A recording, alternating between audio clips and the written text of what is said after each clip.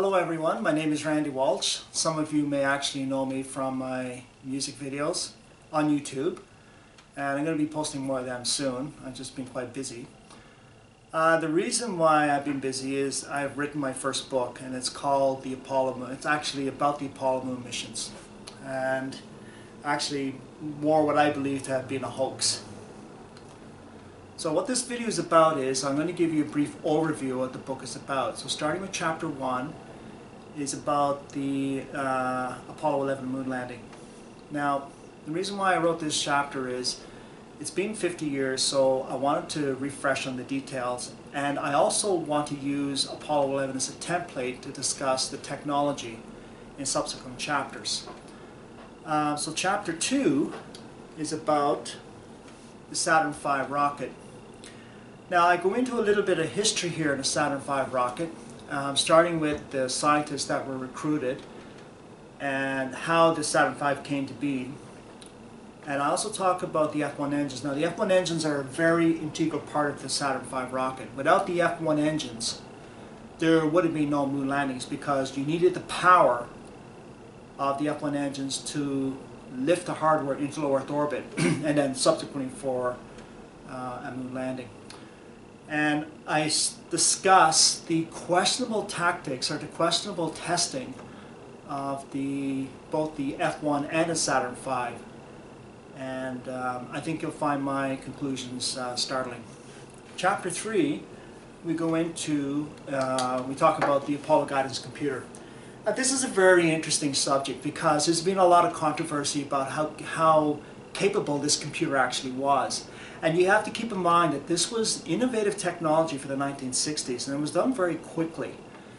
And looking at and studying the Apollo guidance computer and their method of navigating, it's very questionable whether they could have even navigated in low Earth orbit, let alone a 480,000 mile round trip. So I talk extensively about that, and I also, of course, go into their method, and I think you'll find my conclusions here very interesting as well.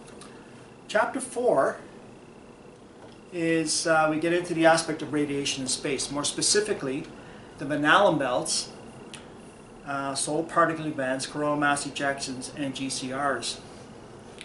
Now the Van Allen belts are radiation belts that surround the Earth. There's 2 of them actually. And the Apollo missions would have had to traverse this region of space to get to the moon. There's no other way to get there. So what I want to talk about here is the data pertaining to the Van Allen belts, and there seems to be a lot of conflict and a lot of conflicting data as to how intense this region of space really is when it comes to radiation. And then of course outside of the Van Allen belts you would have the possibilities of encountering a solar particle event or a coronal mass ejection. Either one would have been devastating to any manned mission to the moon and back. And of course then there's the issue of Galactic Cosmic Rays, which are a constant threat to any manned mission. The interesting thing about this is that what I've determined is any one of these elements could have ended an Apollo mission in minutes, if not seconds. So we talked extensively about that. Now we move on to Chapter 5.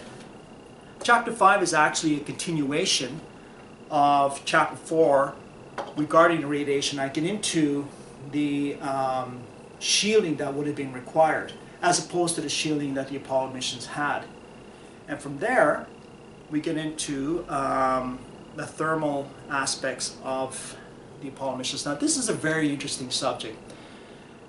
You think about the Apollo missions en route to the moon and back, they were constantly in the direct rays of the sun, which meant the temperatures were going to increase. But interestingly, in a vacuum, they only increase on one side.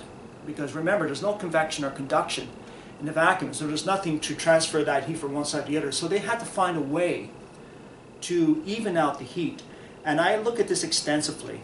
And again, you'll find my conclusions here very interesting.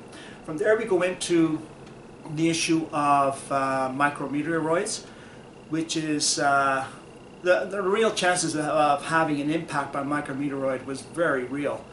And again, as with Chapter 4, any one of these elements could have ended an Apollo mission in a matter of minutes, if not seconds. So I talked extensively about that.